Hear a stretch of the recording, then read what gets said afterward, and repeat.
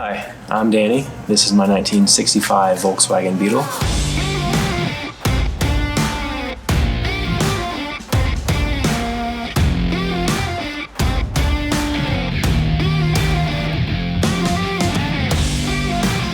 This is my documentation from the Volkswagen Museum in Germany. It tells us the original specs of this car. Its build date, January 27th of '65.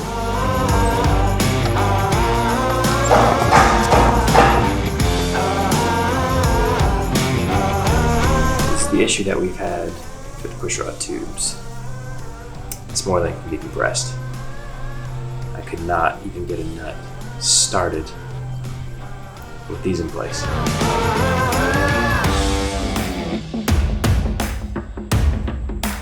It's kind of one of those cars that I was always interested in growing up.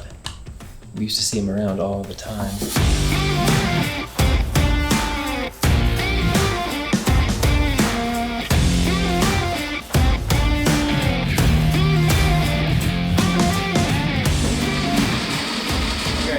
It's good to have something back on it.